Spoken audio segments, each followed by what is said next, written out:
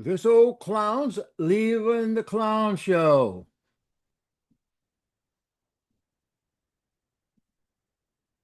Good evening, my friends. Welcome to Calendar Expo. Let me see here. This is September 14th, 2025. And yay, we're still alive. Well, so glad to be your host tonight, as usual. And I thank Robert now for letting people in.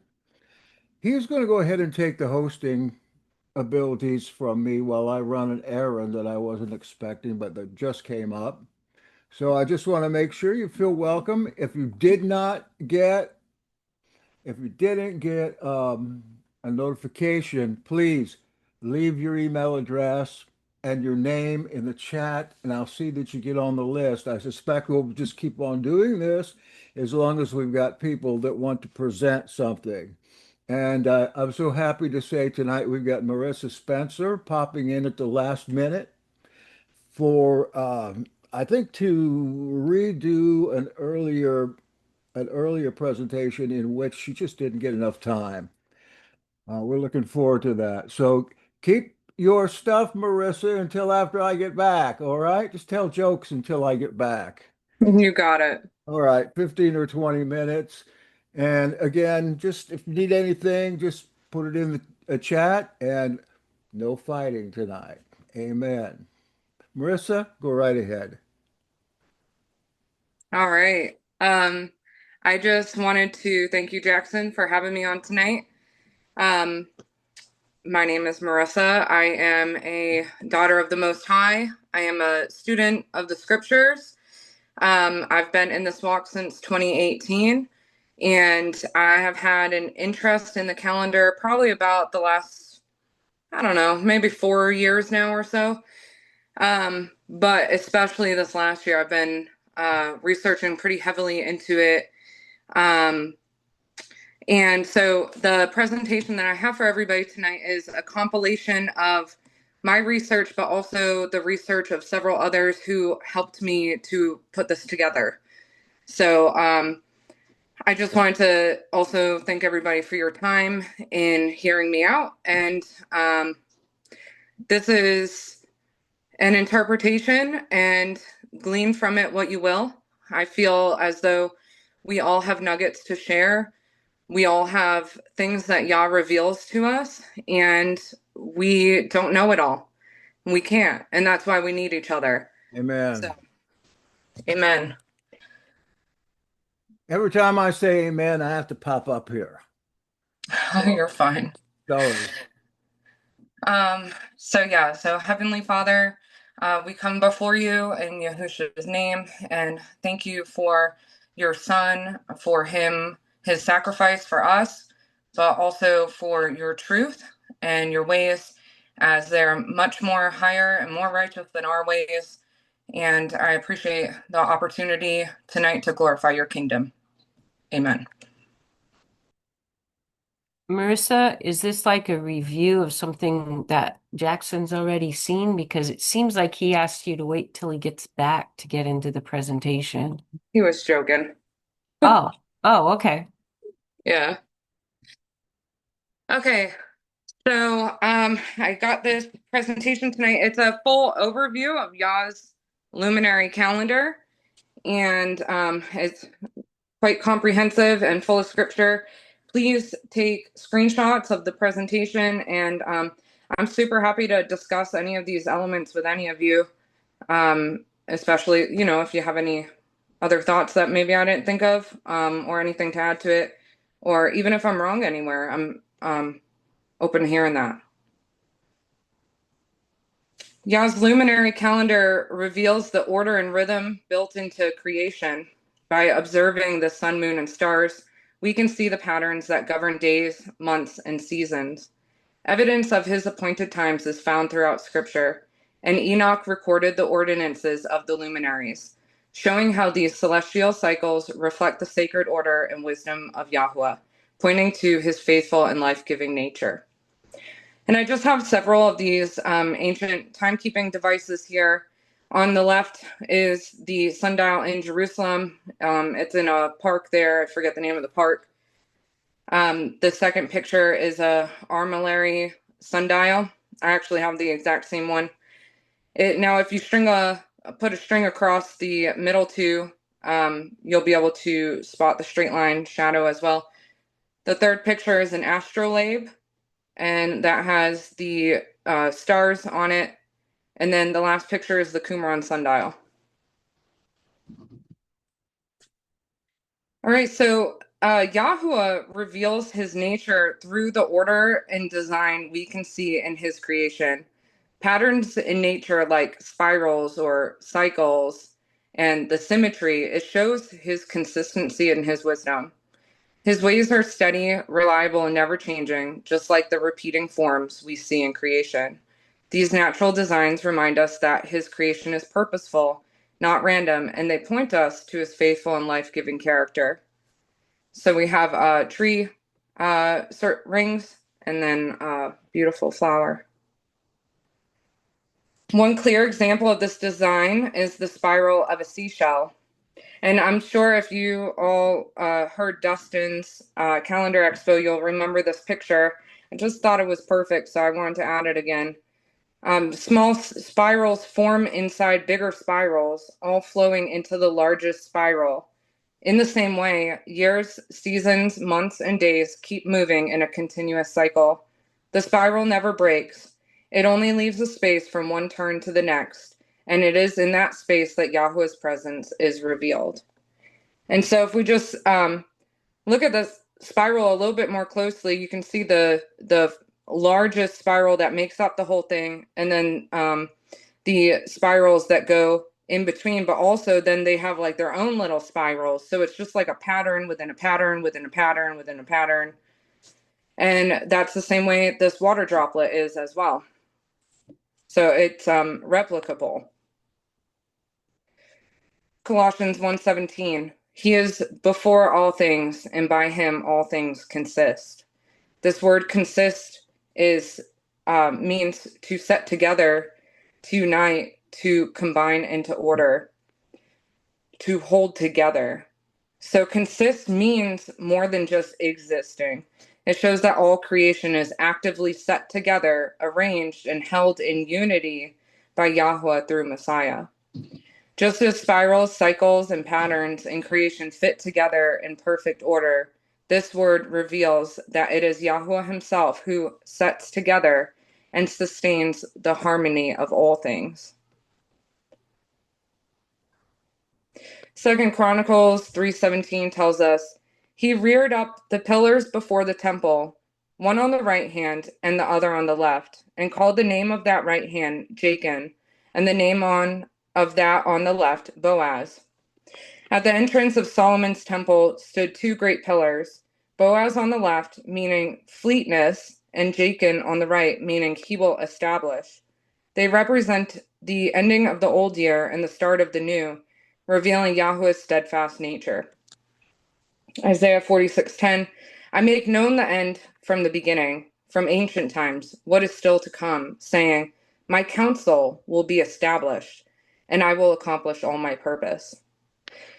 I found this next part in the Dead Sea Scrolls, and it says, and the course of seasons, in their order, by their signs, for all their dominion, in the order established through Yahweh's mouth, and through the witness of what is, and this will be and nothing more. Besides it, there is no other, nor will there ever be another.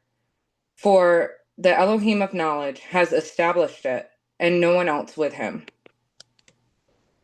And I just want to point out the in the order established through Yah's mouth. He is the great I am. I am the Alpha and the Omega, the beginning and the end, the first and the last. Revelation 22:13. Here I have the pictographs of the Hebrew signs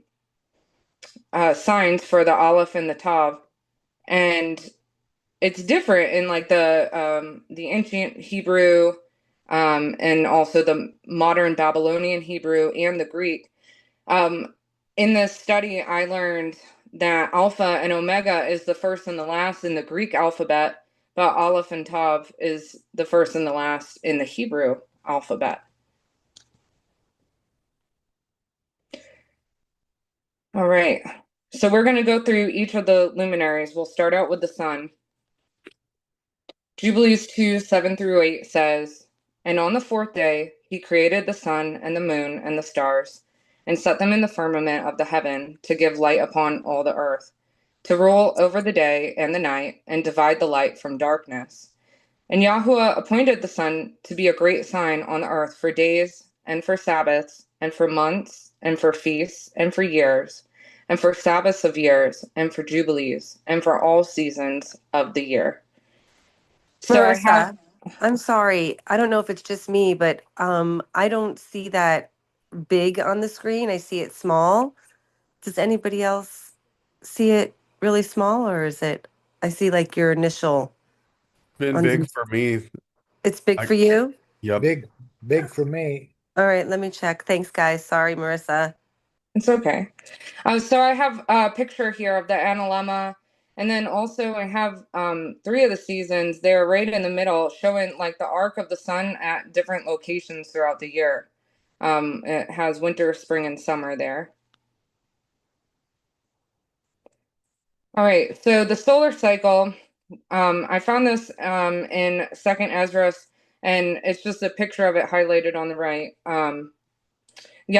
Tells us that Yahuwah gave the luminaries a charge to do service unto man.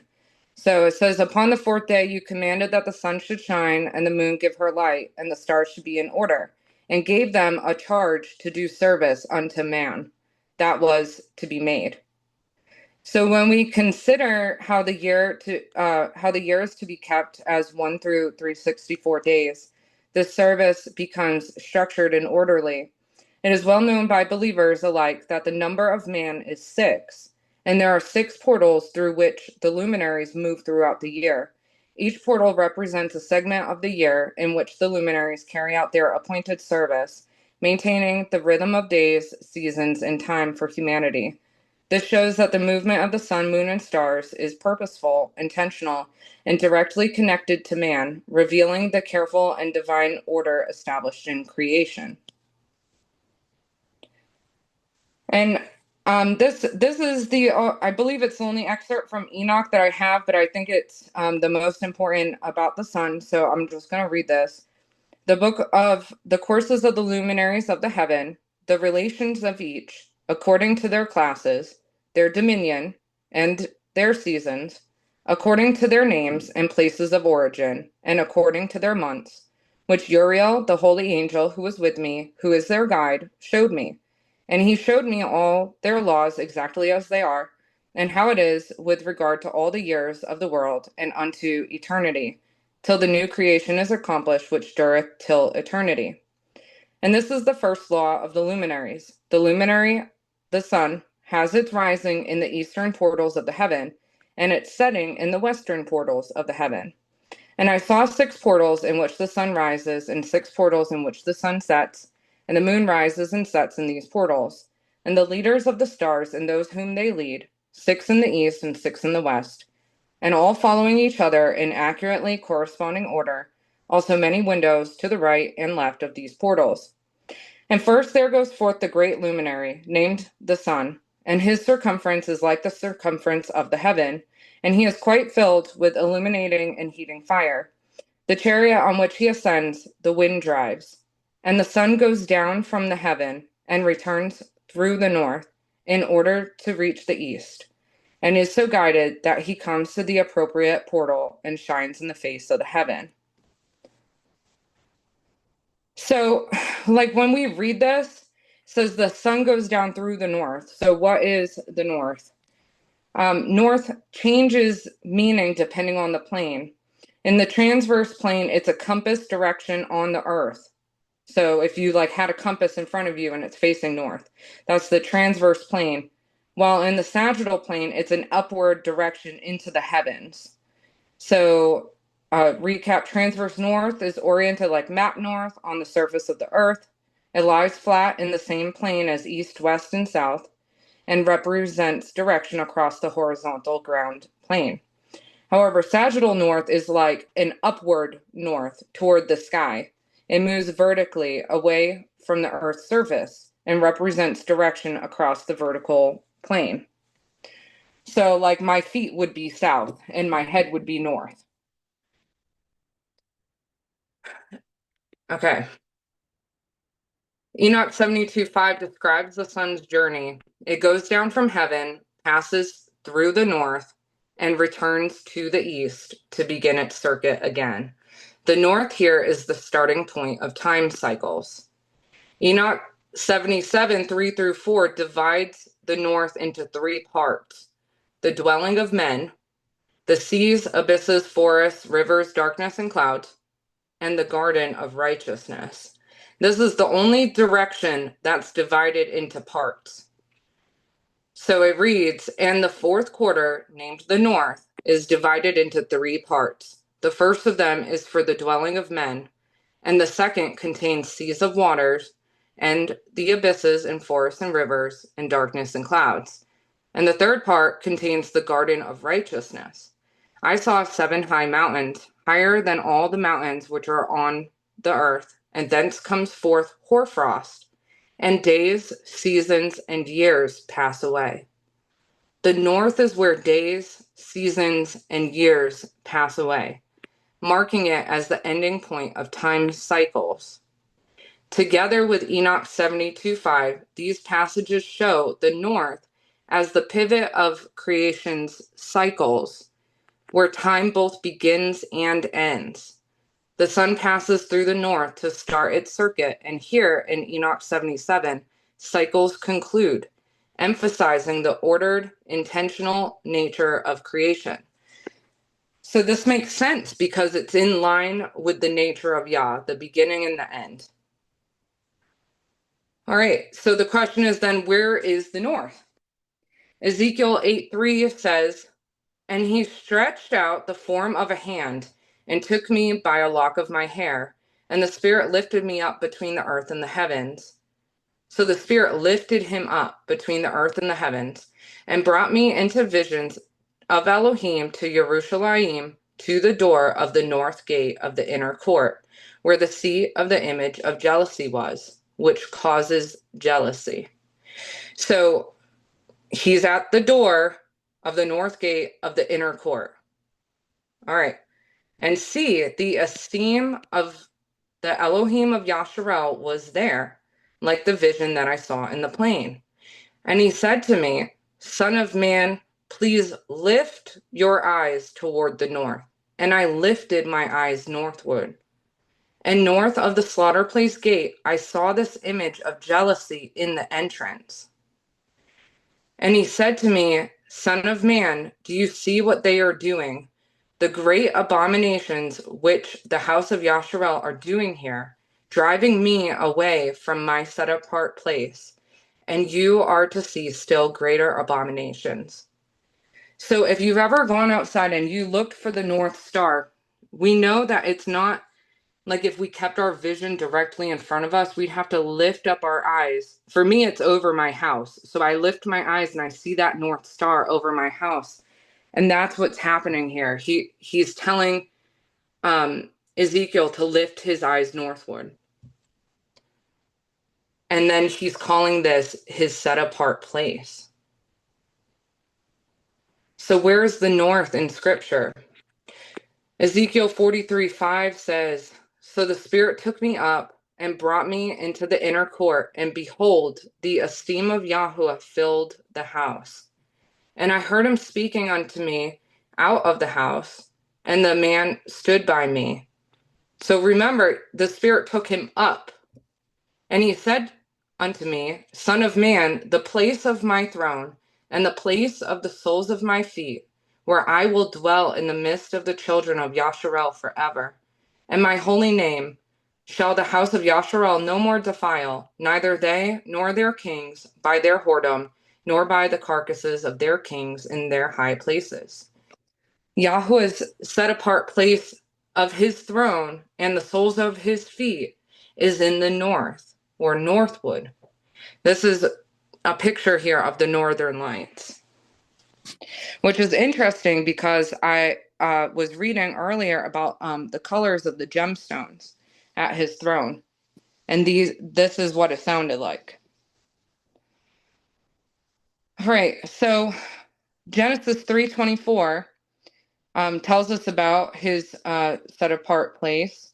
So he drove the man out, and at the east of the Garden of Eden, he stationed the cherubim and the flaming sword, which turned every direction to guard the way to the tree of life.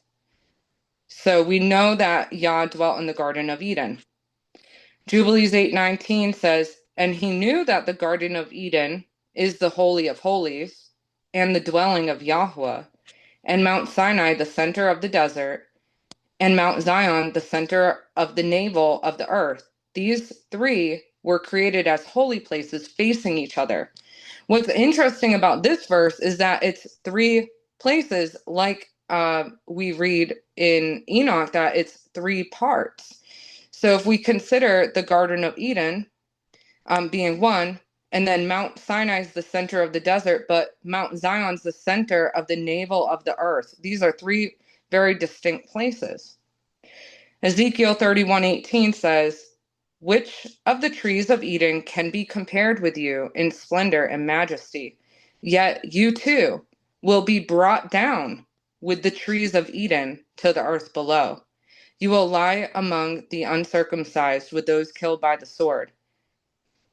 So this is showing us that the Garden of Eden is in the north now, is in Yah's heavenly holy of holies, in his set apart place. And I have this excerpt of Isaiah 14 here. It reads, how art thou fallen from heaven, O Lucifer, son of the morning? How art thou cut down to the ground, which didst weaken the nations? For thou hast said in thy heart, I will ascend into heaven. I will exalt my throne above the stars of Yah. I will sit also upon the mount of the congregation in the sides of the north. I will ascend above the heights of the clouds. I will be like the Most High.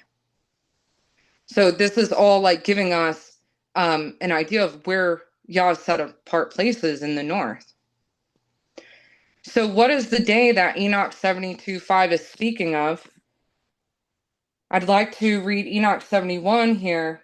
And he showed me all the secrets of the ends of the heaven, and all the chambers of all the stars, and all the luminaries, whence they proceed before the face of the holy ones. And he translated my spirit into the heaven of heavens. And I saw there, as it were, a structure built of crystals, and between those crystals tongues of living fire. And my spirit saw the girdle which girt that house of fire, and on its four sides were streams full of living fire, and they girt that house.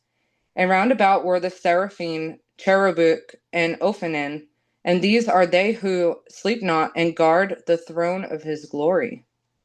And I saw angels who could not be counted, 1,000 thousands and 10,000 times 10,000, encircling that house. And Michael and Raphael and Gabriel and Phanuel and the holy angels who are above the heavens go in and out of that house. So that house, meaning where his throne of glory is. And they came forth from that house, and Michael and Gabriel, Raphael and Phanuel, and many holy angels without number, and with them the head of days, his head white and pure as wool, and his raiment indescribable. And I fell on my face, and my whole body became relaxed, and my spirit was transfigured. And I cried with a loud voice, with the spirit of power, and blessed and glorified and extolled. And these blessings which went forth out of my mouth were very well pleasing before that head of days. And that head of days came with Michael and Gabriel, Raphael and Phanuel, thousands and 10,000s of angels without number. So Yah is being referred to here as the head of days, and he comes with all of his angels. Daniel 7:9-10 says, I was looking until thrones were placed, and the Ancient of Days was seated. His garment was white as snow, and the hair of his head was like clean wool. His throne was flames of fire, its wheels burning fire. A stream of fire was flowing and coming forth from his presence, and 1,000,000 served him. And 10,000 times 10,000 stood before him. The judge was seated, and the books were opened. So while it says Ancient of Days in the canon, it's directly talking about the same being, which is Yah, also the head of days. Enoch 47:3 says, "In those days I saw the head of days, when he seated himself upon the throne of his esteem. And the books of the living were opened before him, and all his host, which is in the Shamayim above, and his counselors stood before him." So remember, Yahweh's set apart place of his throne and the soles of his feet is in the north, or northward. Yahweh is the head of days because he was before all things. He is seated on the throne of his esteem in the north, where the sun resides on that day of the year in Enoch 72:5.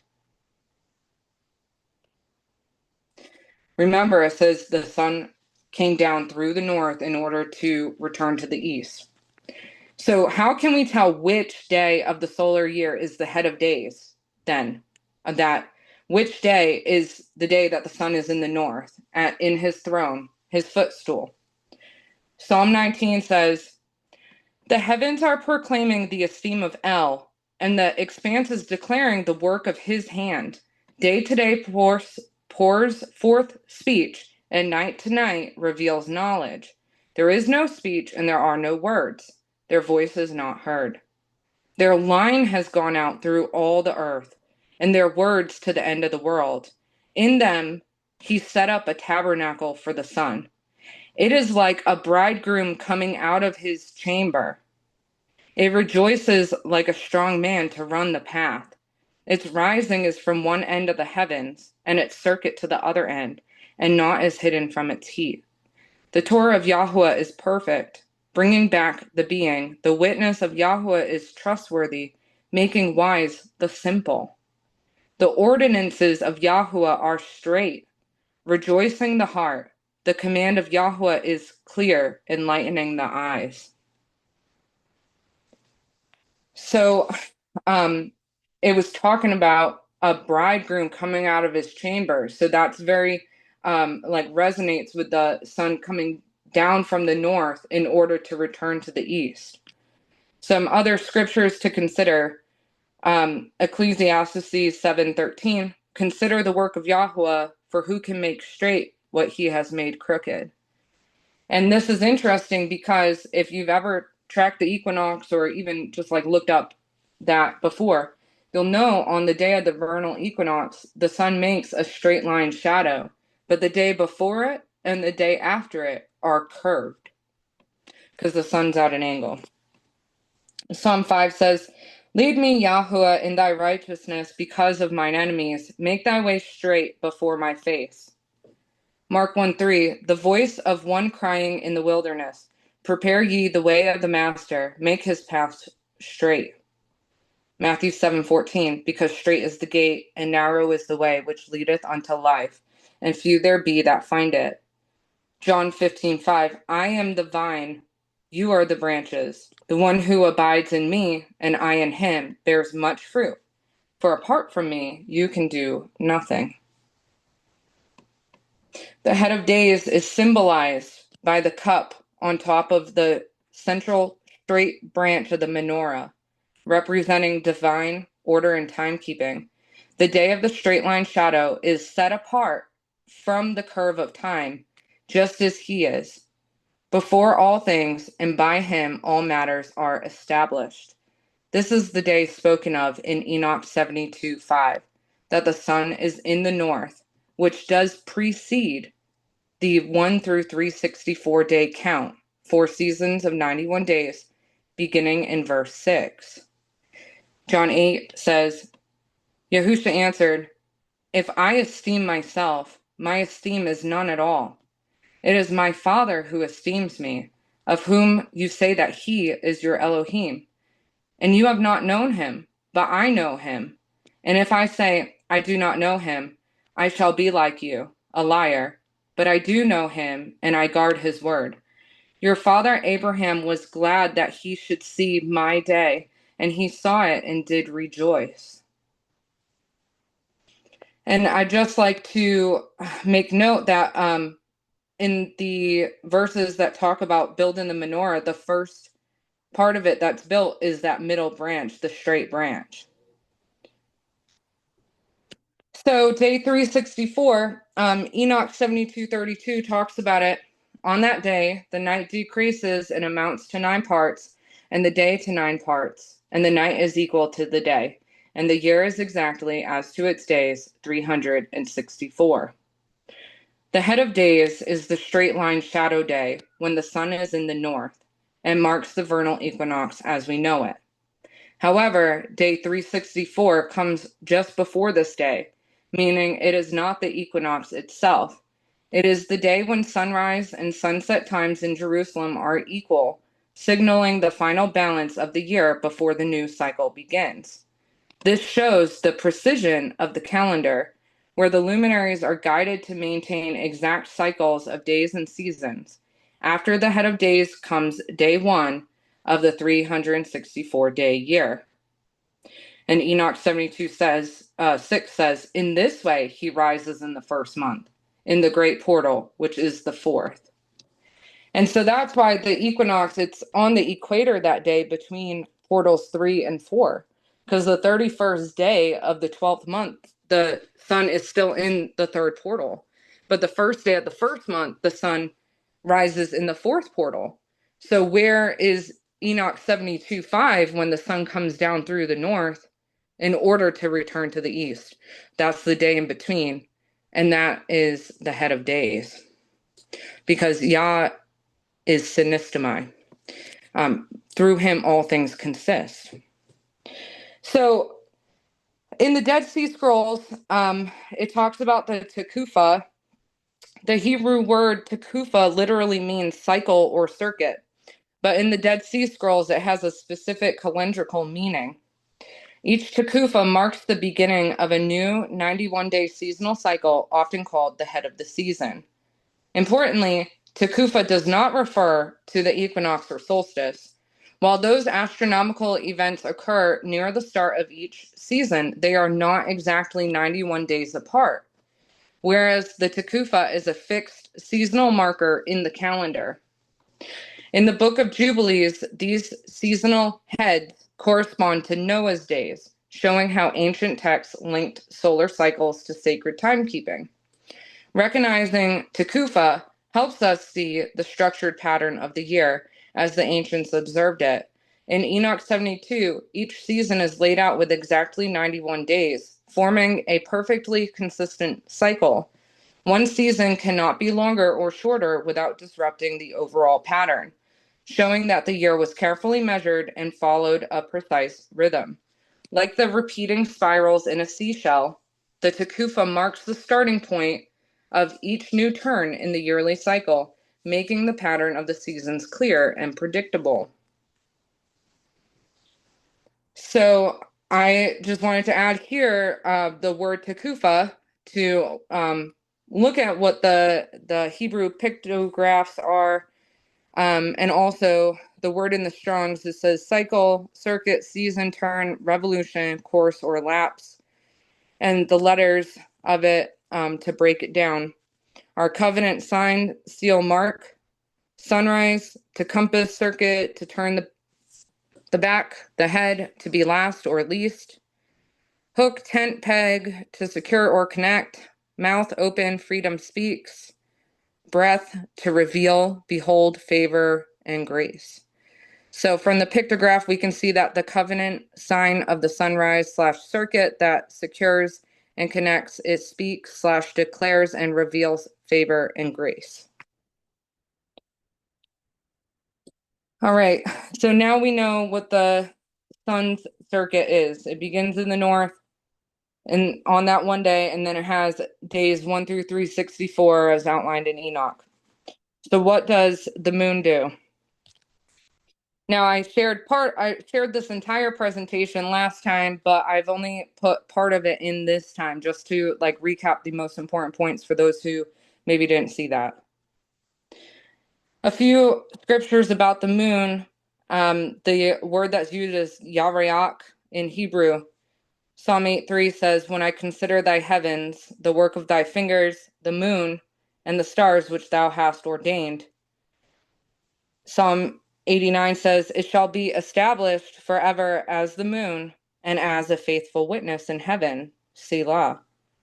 So the words used give the moon the verbs appoint, fasten, set, establish, witness, testify, and recorder.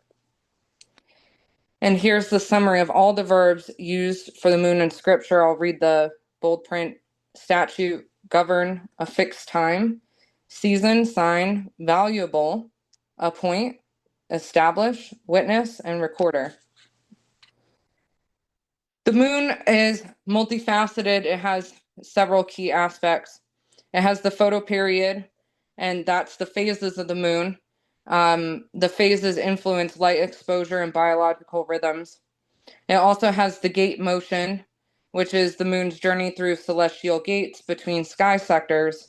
And then there's also the stations of the moon's nightly path through defined zones of the sky used in ancient timekeeping.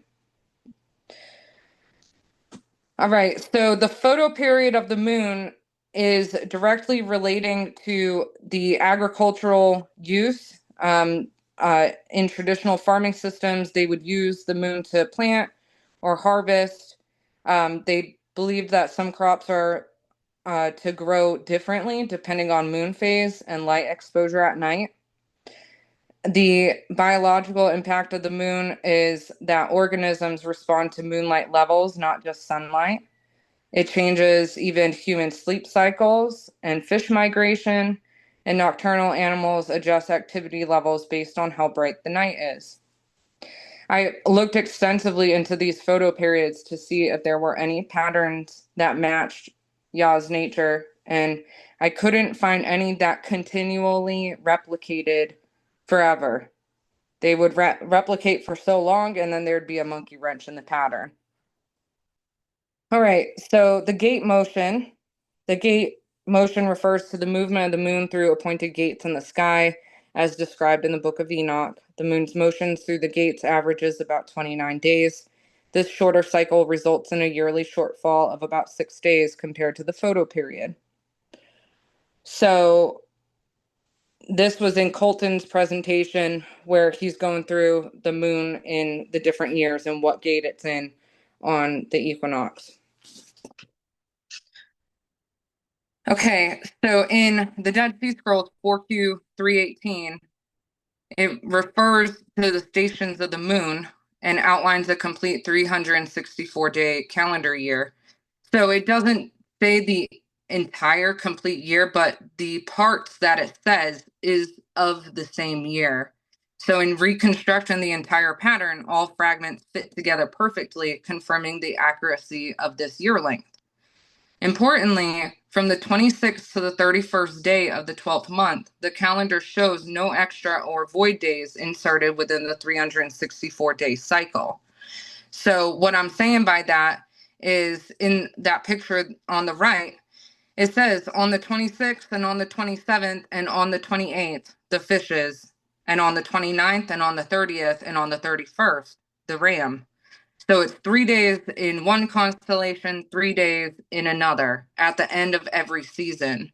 And we know that it's that way because in here it also has the 6th month, the end of the 6th month in one of the other fragments on the left. So this means that the calendar is continuous and unbroken with no additional days added inside the year itself, highlighting a precise and orderly timekeeping system based on the moon's motion through its stations. The stations of the moon refer to the fixed checkpoints or divisions the moon passes through on its journey across the sky, reflecting structure and order as described in ancient texts. The moon moves through these fixed stations in a 27.321 day cycle. After 10 complete revolutions through these stations, the total time is approximately 273.2 days, which corresponds to the 3 91-day solar seasons. This allows us to use the moon's motion to accurately track the year and its seasons. So The moon is like when you're riding on the highway, okay, the sun is the road and the moon is the mile markers. The moon is not determining how far that road will go or how long ago it goes back or whatever. It specifically marks the miles that it has gone since the beginning of its marking. So it's not determining anything, it's witnessing to the sun's journey. From studying the station's patterns, two key truths emerge. The head of days aligns with the winter intercalary day. That's number one. Number two, the summer intercalary day lines up with the spring intercalary day, which is the 364th day of the year, and the last day the sun remains in the third portal, as described in Enoch 72. These intercalary days serve as divine markers that maintain the perfect balance and order of the year. I also have a detailed pattern covering 20 years to share that confirms this cycle. So these are just screenshots of the notepad on my phone, and I want to look at the top left section here. I have the head of days, which is day 365/0. So it's after the 364th day of the year, but it's before the first day. This is Yahuwah holding all his years together. So on March 20th, 2019, the moon was in front of the constellation Leo. 273 days later, the moon is in front of Leo on the winter intercalary day. So those are the two blue ones.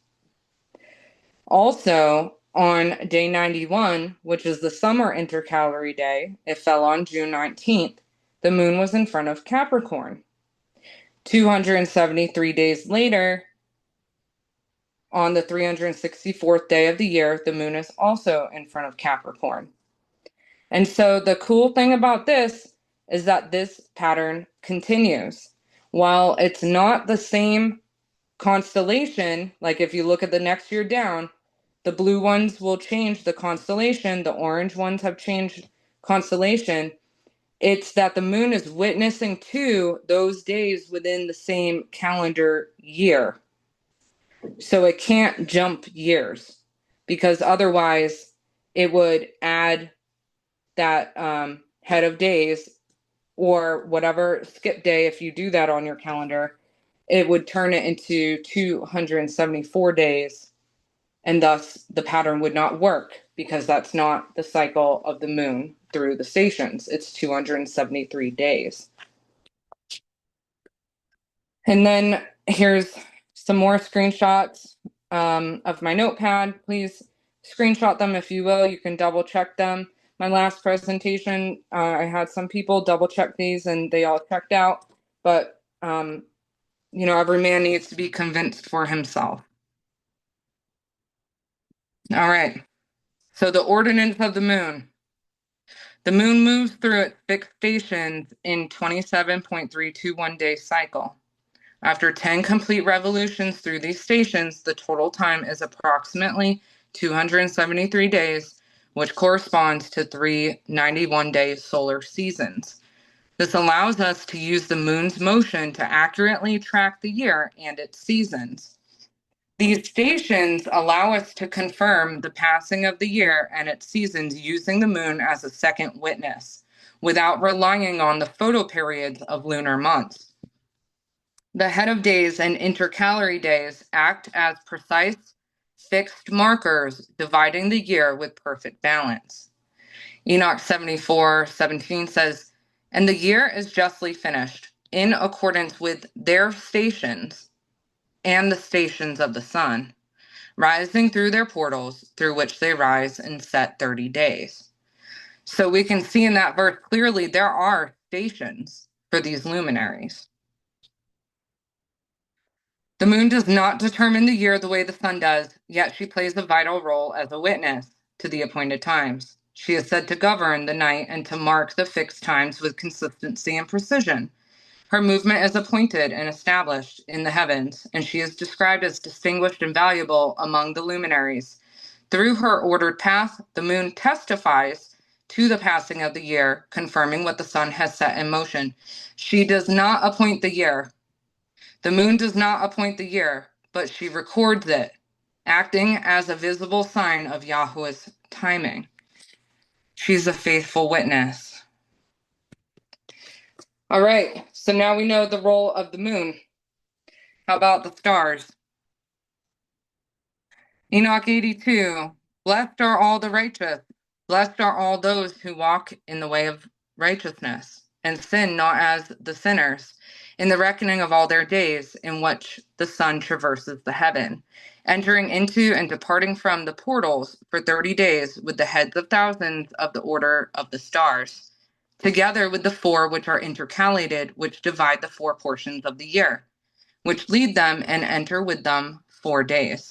Owing to them, men shall be at fault and not reckon them in the whole reckoning of the year. Yea, men shall be at fault and not recognize them accurately. For they belong to the reckoning of the year and are truly recorded thereon forever.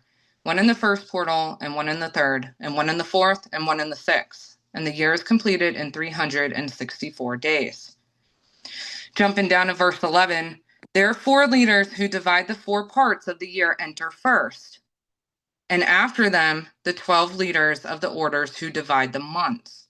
And for the 360 days, there are heads over thousands who divide the days. And for the 4 intercalary days, there are leaders which sunder the 4 parts of the year. So we can see the season in the stars. Polaris, the North Star, sits exactly at the celestial North Pole, serving as the fixed head of the northern sky. The Big Dipper rotates around Polaris throughout the night and over the course of the year, providing a natural way to track the changing seasons.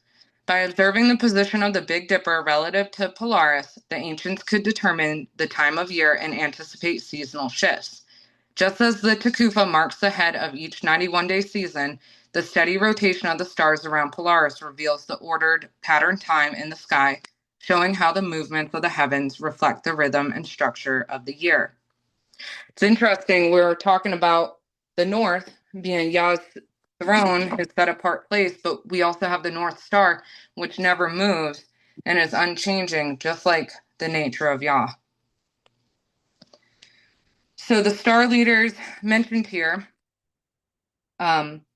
if you've never heard this term, heliacal rising, I'd like to share that with you. A heliacal rising happens when a star reappears in the eastern sky just before sunrise, after being hidden by the sun's glare. This first morning appearance marks the star's return to visibility in the yearly cycle. Ancient peoples watched these risings to track time and seasons. In Yahweh's design, the stars witness to the appointed times, and their heliacal risings act as natural markers within his calendar.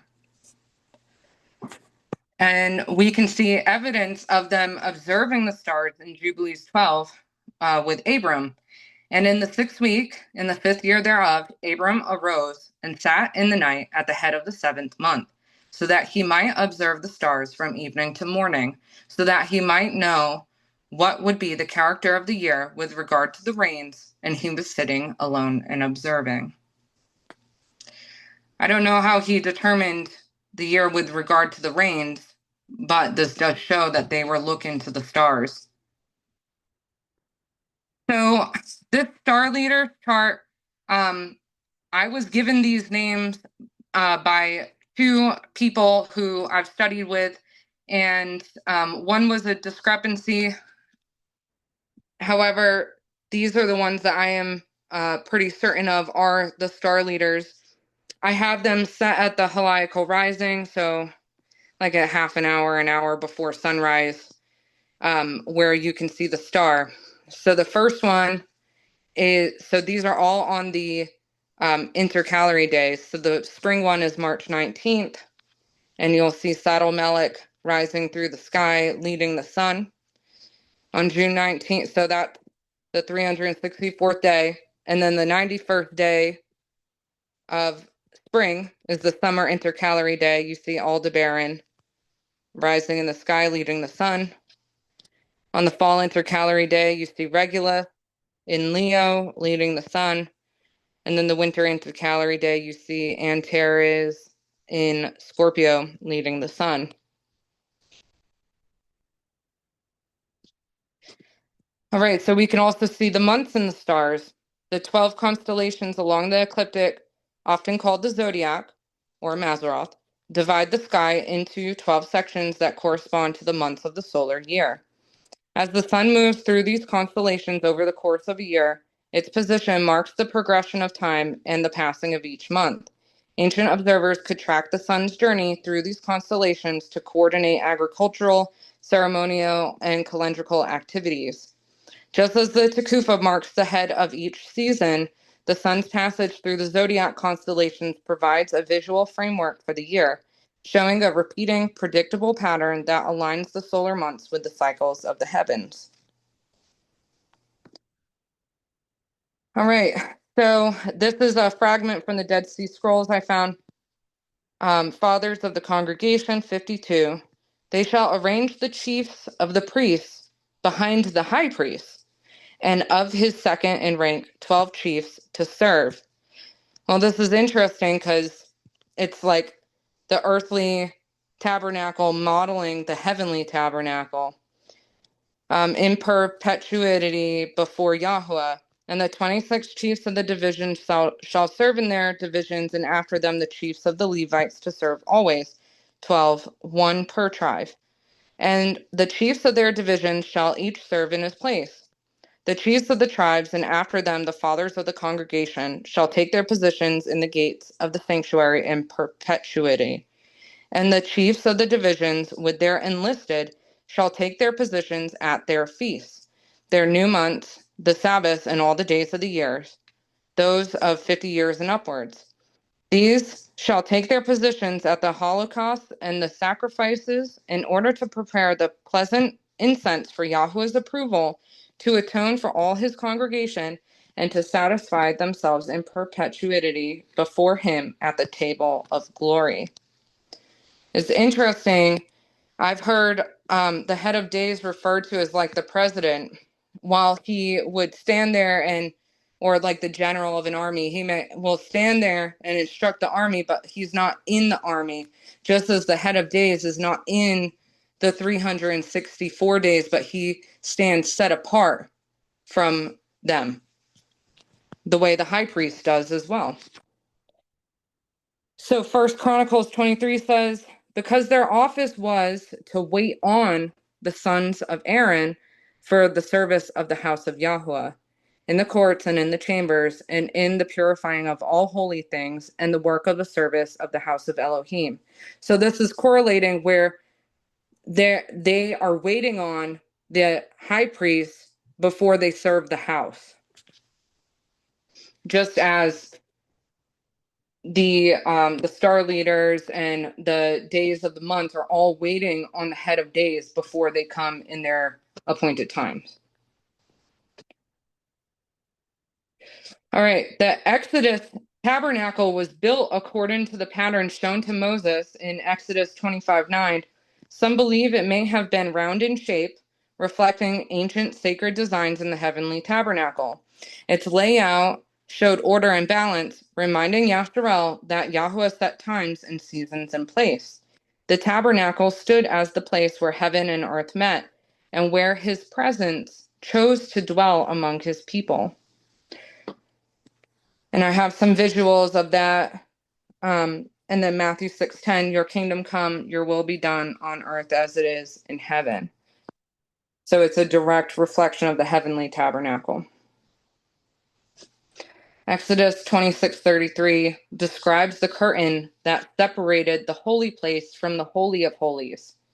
This veil prevented any direct sunlight from passing through the entrance pillars into the inner sanctuary. There are no scriptures suggesting that the curtains were ever parted, since only the high priest was allowed into the Holy of Holies once a year. Hebrews 9:6-12. So I looked this up today to make sure, but I've not found anything where the curtains are parted, and there are two veils in front of the Holy of Holies, the inner and the outer veil.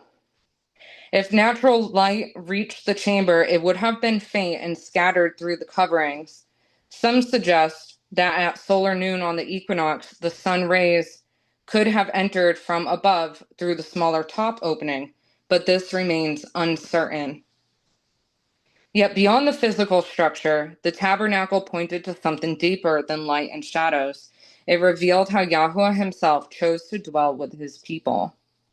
The greater truth is that Yahuwah himself placed his light within the Holy of Holies, not necessarily by the sun. On his appointed day, it was his presence that filled the chamber.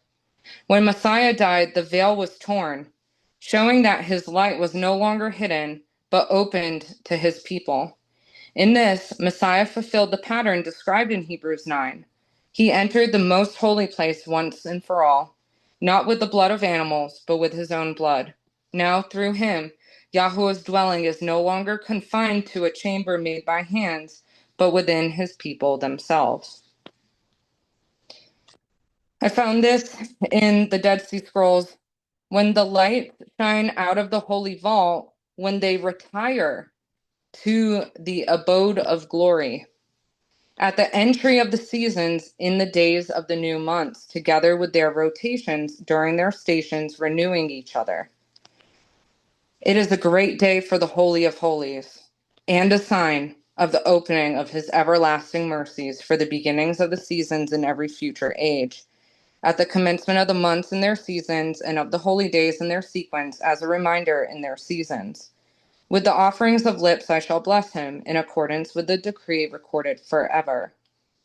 And so that word abode, I looked up in scripture, I could find John 14:2. In my Father's house are many mansions. If it were not so, I would have told you.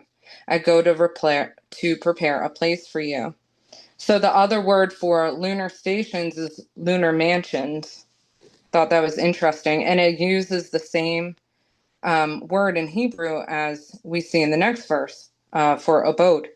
Yahusha answered and said unto him, If a man love me, he will keep my words, and my Father will love him, and we will come unto him and make our abode with him. So the abode of glory mentioned at the top, when the light shone at the holy vault, when they retire to the abode of glory, this is Yah's set apart place, his throne, his footstool in the north.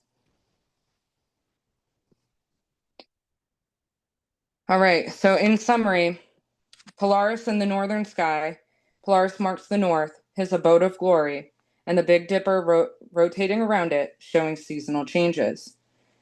364-day solar framework. The year is structured around the sun's annual journey, with a set-apart day, the head of days, marking the start/end. He's set apart from the 364 days.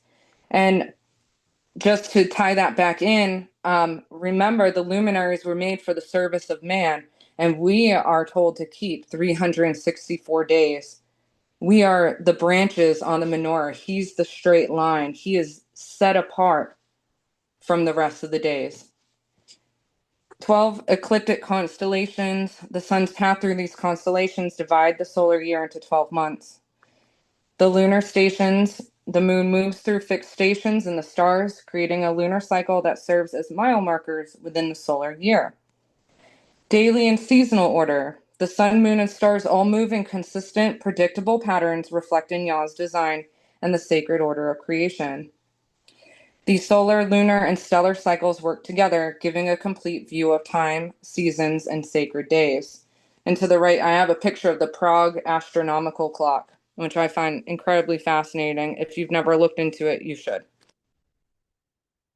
So this is a beautiful visual made by Natalie to show the year and how it's outlined. Please take a screenshot so you can analyze this a little bit more. As well as this one. This is nice because you could put the Gregorian weekdays on the side.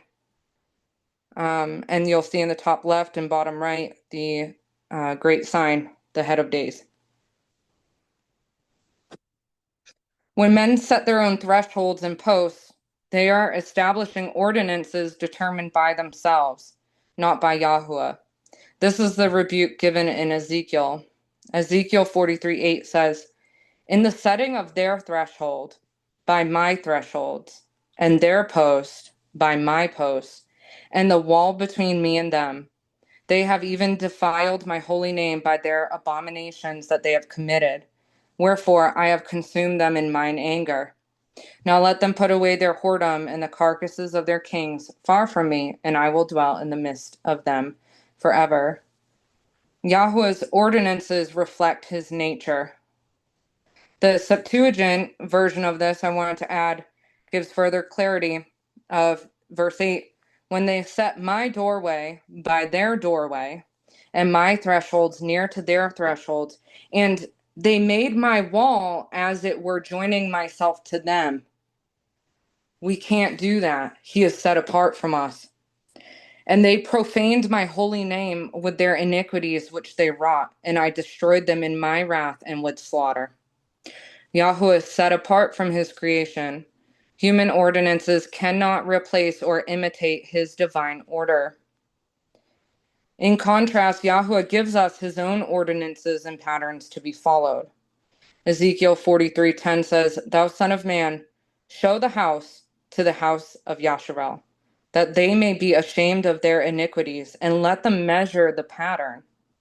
And if they be ashamed of all that they have done, show them the form of the house, and the fashion thereof, and the goings out thereof, and the comings in thereof, and all the forms thereof, and all the ordinances thereof, and all the laws thereof, and write it in their sight, that they may keep the whole form thereof, and all the ordinances thereof, and do them. The sun returning to and going forth from the north is an ordinance regarded as Yahweh's threshold, and the 6 gates the luminaries move through are his posts. Threshold means a vestibule, limit, doorway, or threshold. And I love that word vestibule because I explained to fellow brethren, the sun's path is kind of like a roller coaster where you get on the ride in that vestibule, and then the ride begins and you come out from it and you run the whole track, and then you come all the way around, and you know the ride is over when the carts enter that vestibule again. So the sun returning to and going forth from the north is the vestibule in the north. Post means a doorpost or side post, something set prominently. So these are his gates. Yahweh's order is perfect and set apart. To align with him, we must reject self-made ordinances and embrace his divine pattern, allowing his truth and light to guide our lives. When we consider Yah's luminary calendar, we see more than a method of tracking days and seasons. We see his nature revealed in the order and design of creation. The sun, moon, and stars move in precise, predictable cycles, reflecting his faithfulness, consistency, and wisdom. Each set-apart day, the stations of the sun and moon and constellation demonstrates purpose and intention, showing that time itself is woven into the character of Yahweh. By observing and aligning with these sacred cycles, we honor the Creator and gain insight into his eternal, life-giving nature. Isaiah 59 says, for my thoughts are not your thoughts, neither are my ways your ways, saith Yahweh. For as the heavens are higher than the earth, so are my ways higher than your ways, and my thoughts than your thoughts. Thank you.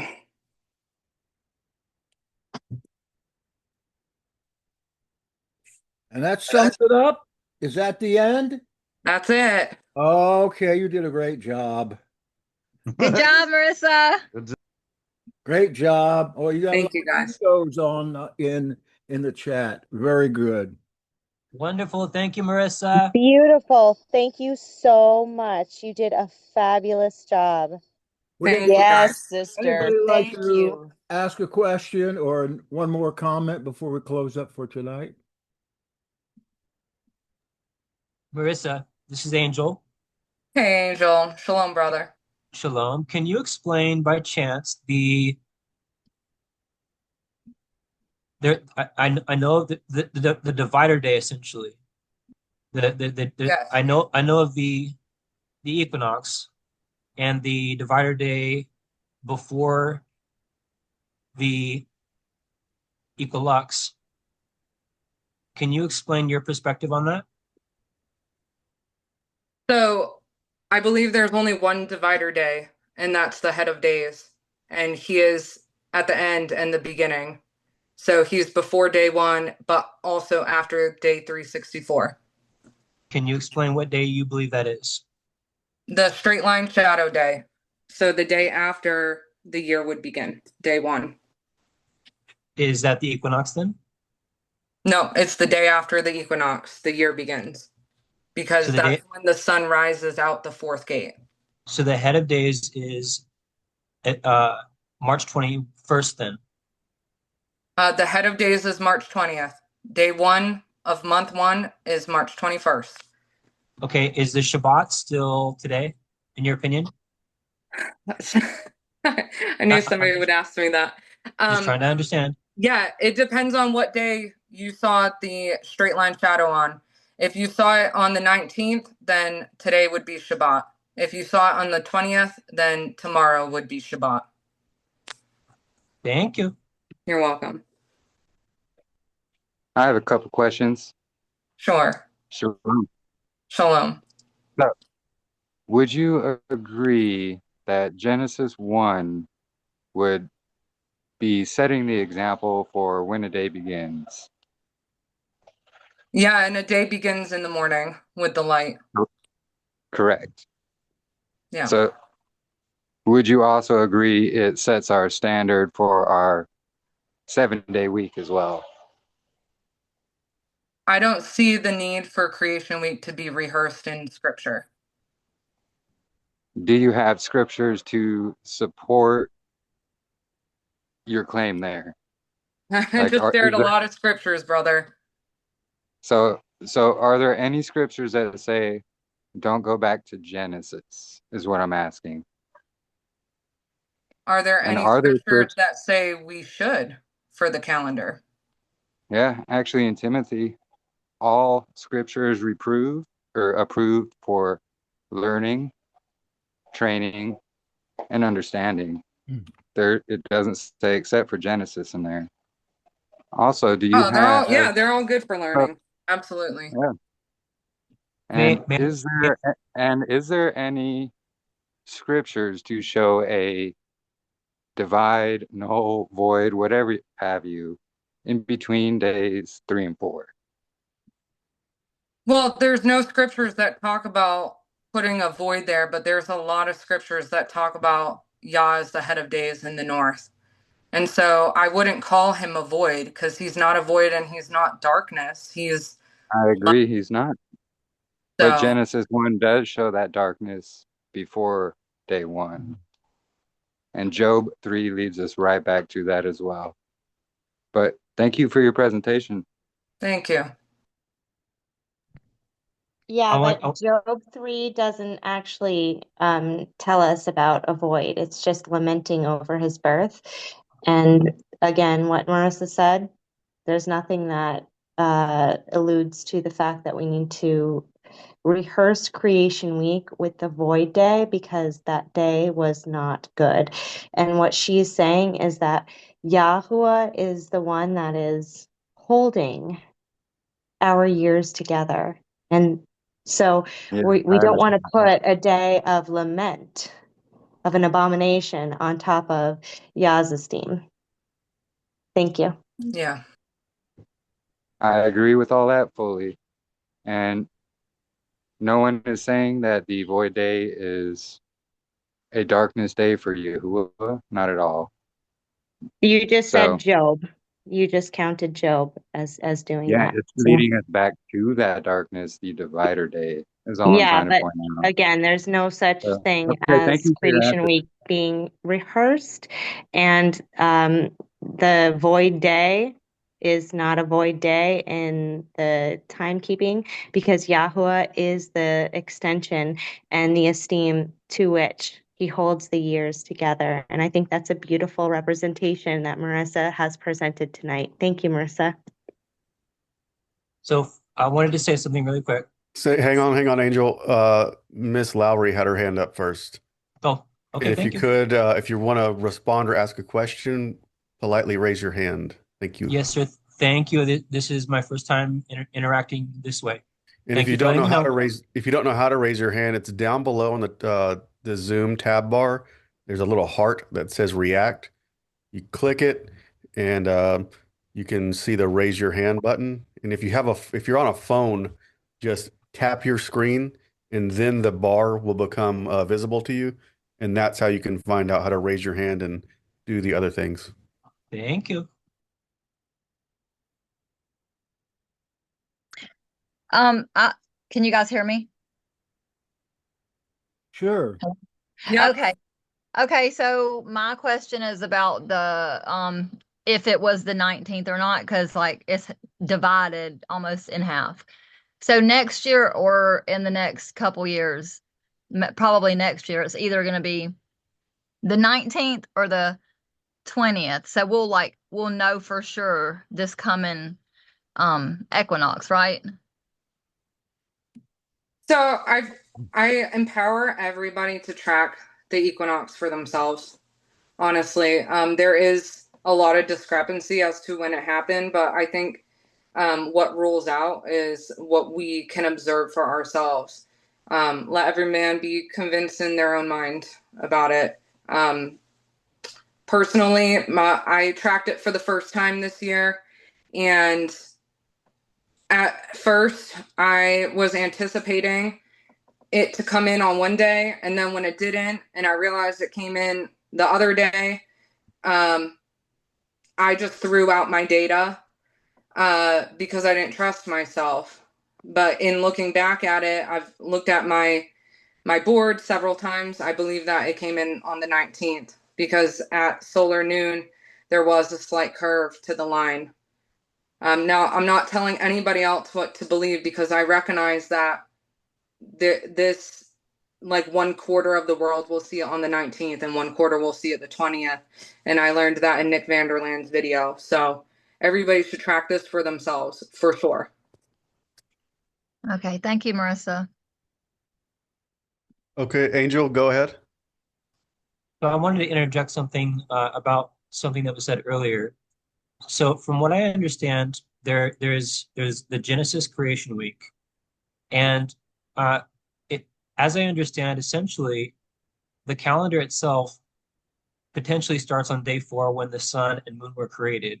The sun rules the day, etc.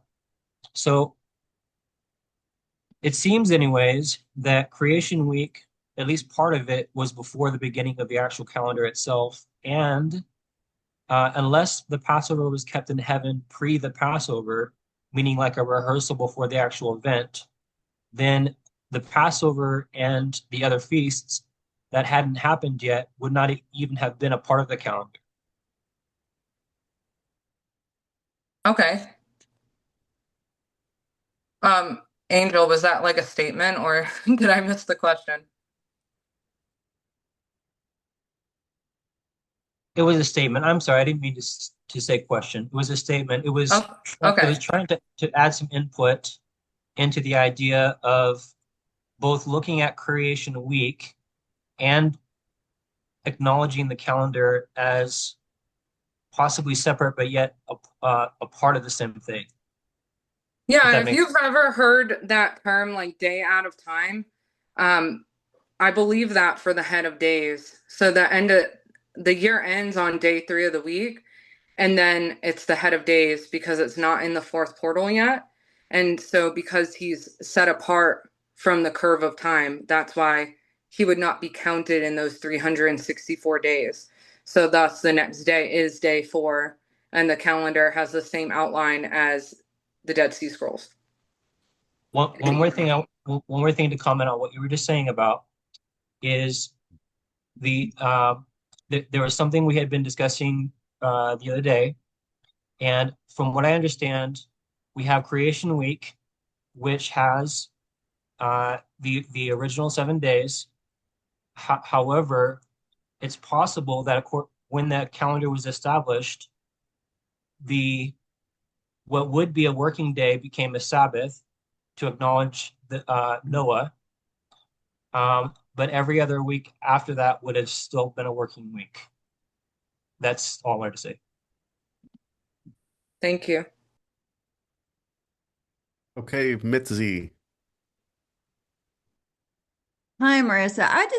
So how do you account for the leap year in this reckoning of the calendar? So I find the leap year so perplexing, and I was trying to like do all my research so that I could include that in this presentation. But at this time, I don't have a clear direction on how to determine that. So in this moment, I believe that we should track the equinox and begin our year the next day. So if we happen to say the year ends on, I don't know, say I'm just using an example because I don't know the dates on the specific years, but say the year ends on the 18th and then you go and you track it the 19th, but it's not straight. And then Yeah, you're like, okay, so tomorrow it's going to be straight, but you've already done that 364-day count. So the next day it's straight. So I guess that would be the leap year. That's just where I'm at right now. I am so open for suggestions, speculations, anybody who has research about the leap year, because I am perplexed and want to know about it. yeah, I actually agree with you. If you just stick with the equinox, it handles it. But I do think because of the creation week in Genesis 1:2, it says the earth was without form and void, and darkness was on the face of the deep. So without form and void. To me, I think Genesis is telling you where to put these 2 days when they're necessary. But I agree with you. If you keep 364 at the equinox, but I actually believe that the straight line shadow is the equinox. But anyway, I was just curious because that day appears in the calendar and it's got to be included somewhere. And if you did it with the day out of time, then your calendar wouldn't be aligned correctly, if that makes sense. Yeah, I would say my struggle with that is that there's no ordinance for it in the luminaries in the Book of Enoch. So I'm very familiar with that understanding of the calendar, and that's where I was at. And then when I understood the nature of Yah and how he's consistent and how his seasons have to be all like congruent 91, 91, 91, 91, there can't be like a void day thrown in after like what is it 88 or something in the last season, because then it wouldn't match the pattern and the nature of Yah. And so that's what brought me to this current understanding, but I respect you where you're at for sure. Thank you. That was it. Thanks.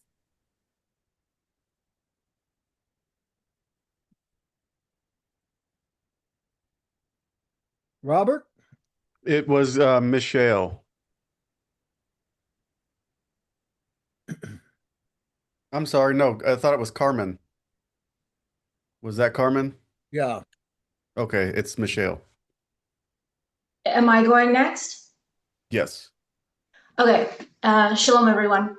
Shalom. So I was trying to, when I heard about the leap year, brought up by Mitzi, and hi Mitzi, Sister Mitzi. I worked with her in study as well. What I have seen in the patterns and how I've worked it out is that every time the world adds the 365th day to a count, it adds 6 hours advancement. So when you add that 365th day into the count, you move forward 6 hours. Then you add another year, you move forward 12 hours. You add another day, you've now moved the 18, which 18 parts constitutes a day, because the morning and the evening are the dividers, they're separate. So then the world has to add a leap year because they've already agreed with and included a 365th day count in the calendar. And I see it as plain as day, but unfortunately, when I try to demonstrate that or show other people, they haven't quite seen that. I think I'm getting a little bit better so that my explanation can be a little bit more succinct. So, I'd welcome a time to present the pattern that I see and the way I see it, and then maybe everybody else can just, add to the study. Because what I see, there is no 0 day, there is no null and void day, there's no leap day, there's no day out of time. It actually is 364, and then count one would be the 360th day changed into one.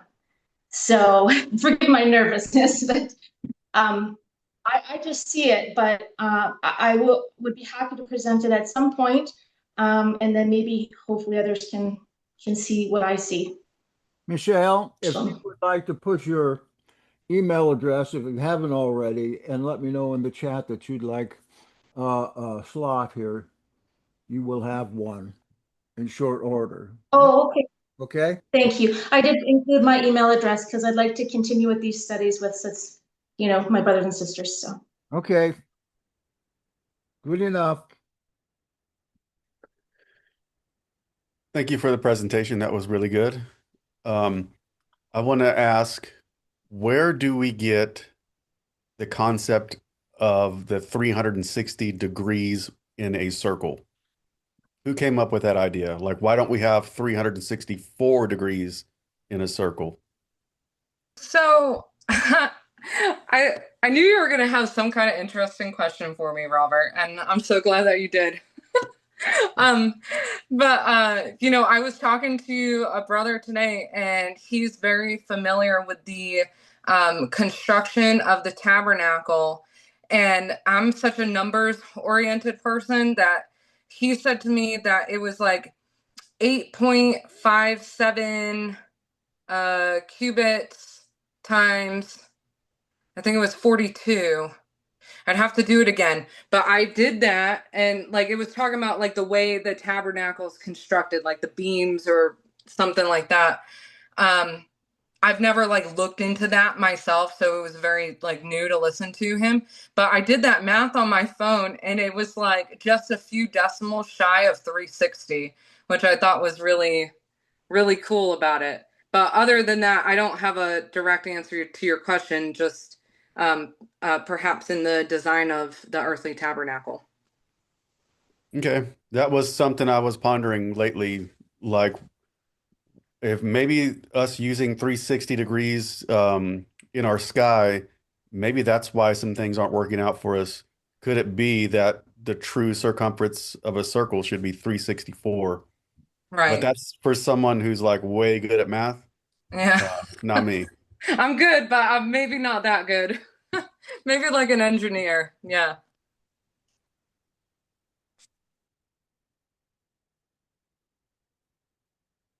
Angel, you had your hand up, and then it looks like no one else does. So it was a comment and maybe a question. I think it was for Mishael. She was talking about what may have been the idea of there isn't actually 365 days, but 364 days. And yet she was talking about adding 6 hours every year until it accounts to essentially an extra day. Is a thought just came to mind. Is it possible that the day out of time is actually the 6 hours every 4 years, adding up to an entire day? I don't know, but I think that's a really good angle to study, and I'm really interested in seeing what she presents when she has that opportunity. Yeah, no, see, I don't agree with the world's keeping of time. I don't agree that it's 365. So therefore, and where they insert the 31st day, it actually, if you look at a circle of beads, and let's say you have red beads, you have 4 red beads, which would be the dividers, right? You'd have your vernal, your solstices, your 2 equinoxes. So every time that the world inserts a day, the 31st day, for example, on March 31st, or May 31st, July 31st, August 31st, October 31st, December 31st, and January 31st. That is moving that bead in time, which a circuit cannot be broken. You can't add into it and you can't take away from it, or else it'll be broken. It just adjusts and moves. So it keeps us imbalanced, out of sync. So when you take that day that they've added and placed it where they've placed it, they move where the solstice is should be, because in the calendar that I have, if I keep it proper with Yahuwah's count, the solstice is exactly where it's supposed to be. And it's not counted. You don't issue it a number. It's observed. You don't issue it a number. Then the next day is the next count, and it always stays as the 1, 2, 3, 4, 5, 6, and it continues, goes to 9, then 0, and then 1 again. Obviously, a presentation is required, but yeah, no, Angel, it doesn't. By us agreeing with the way that they count and accepting their 365th day, that advances the time that we have to correct. So when and an equation is that it has to be balanced on both sides. So when we agree with how they have inserted time, we have to counter it by putting it on the other side, which is the 0 day or the null day or the void day or whatever day at a time, whatever label somebody wants to call it. But if we don't agree with and accept what they're saying or trying to tell us, we don't have to make any adjustments. The time is perfectly 364 and then 1. I hope that explains some bit. That may confirm what I had already looked at when trying to physically look at the calendar and counting. I literally went through the calendar, counting 1 day at a time, just to see whether there was anything going on there. And it does appear that maybe there isn't 365 days, but there is indeed. If you go day at a time, one day at a time, and you end up at the very end, it's 364 days, perhaps. But there is the extra, as I understand, 0.25 every year. And that, like we were talking about earlier, maybe the day at a time. Okay. I think Eli's next, or Eli, depending on Yes. how it's pronounced. Okay. Yes, Ellie here. Thank you, Marissa. I was in and out. I didn't get to see the whole thing. I heard a good bit of it, and I'm very interested in looking at it more. I really appreciate all the work you've put into this, and I'm thankful for your willingness to share it with us. And also, I'm thankful for Jackson Snyder, our old friend, who's willing to host these meetings, and for Robert, who's willing to do whenever Jackson is withdrawn a little bit. Appreciate you all and your platform. Yeah. I'm so glad to hear your voice, Ellie. Oh, Shalom, sister. Shalom. real old friends. I second that. That's awesome. Dustin. So I don't have a question. I just had an answer to Robert, your question about the 364. So if you look at the picture that I shared a while back with the four circles inside the circle, the intercalary days are not actually parts of the seasons. They act just like ends and beginnings, the same as the head of days is. And so you see that there are 490 circles. They're 90-day circles that are complete. And those 490 circles make up a 360 circle that is the big circle. But those four intercalary days, just like the head of days, stand outside of time. And that's how that model and how that pattern is repeated and duplicated. So that's the answer that I had. I just wanted to share that. And thank you for the presentation. Because Moses didn't count them either. Well, we got time for one more. Who's up now? Well, there's Natalie and then there's Mary, and then we'll say goodbye until next week. Yes, Natalia is next. Natalia. Shalom. I just wanted to encourage everyone that there is the fall equinox coming up, and whether we don't obviously go by the fall equinox, but it would be great practice to try to track the equinox on your own. Faith Child as well as Nick Vanderlaan have tons of videos on how to do so.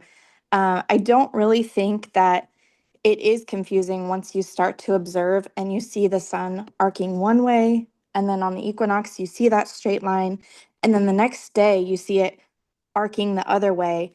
It's very amazing. But I do think if you're not observing it for your area, you are going to think that the equinox is in a different time of day, I guess. So for us, we're in Iowa, and for us, it was March 19th.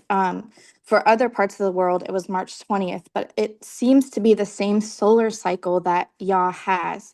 There are some apps like Stellarium, but you have to turn the atmosphere off on it, or else it will give you a different day, place, and time of the sun. So it's a little tricky, but again, Nick Vanderlaan does have that on there as well. So if you're worried about sighting in the equinox, seeing it, observe it for yourself. It's really fun and not that hard. I couldn't agree more.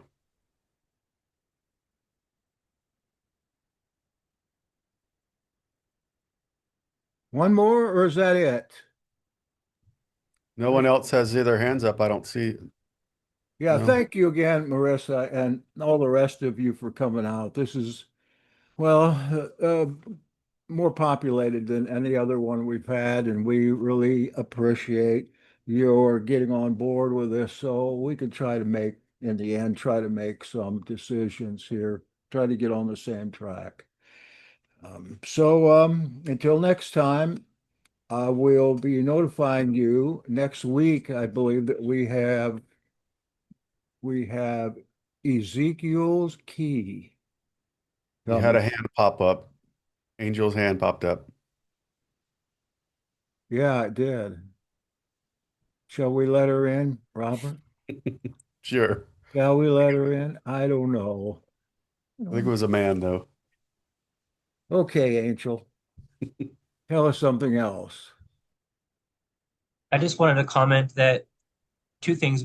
One, if anybody has what they believe to be the most effective way of measuring the straight line shadow and how to do it in a simplified way, from what I understand, you face north with the east to your right, if that makes sense.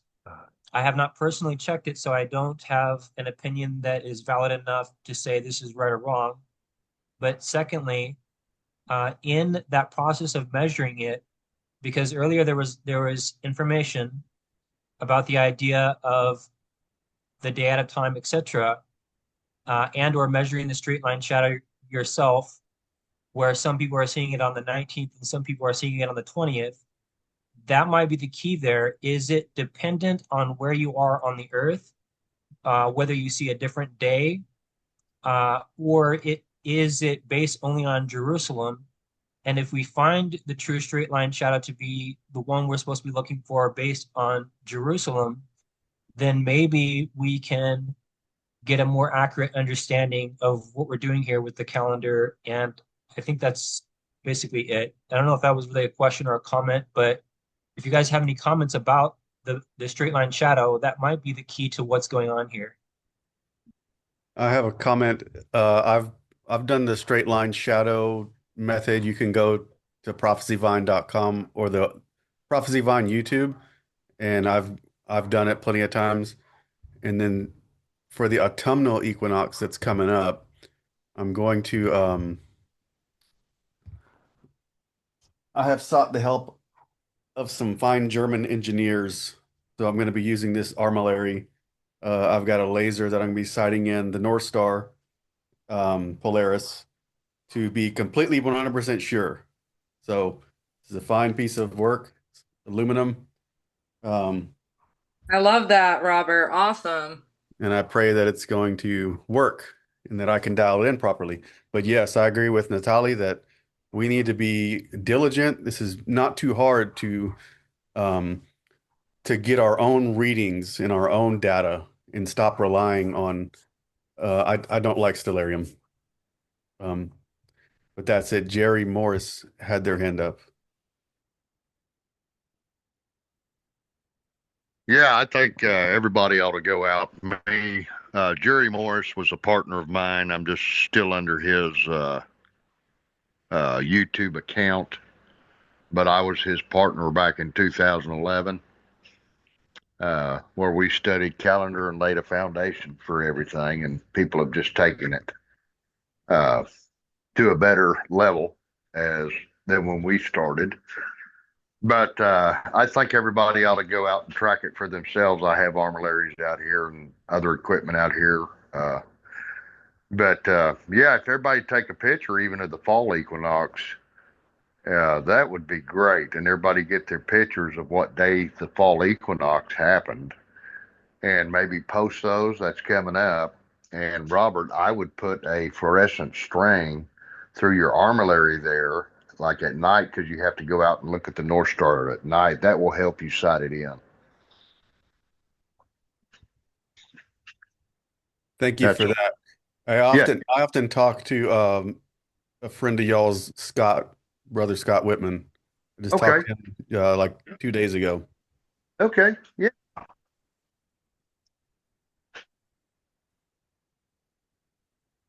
You all meet here.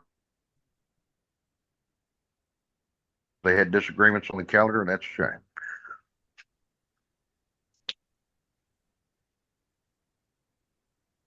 Thank you. Robert, when you see fit, go ahead and close us out. Okay. Be all night.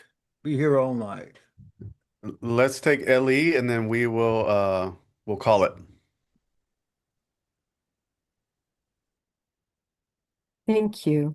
I just read that that Iowa had March 19th, and I'm wondering how I would find out what Arkansas had.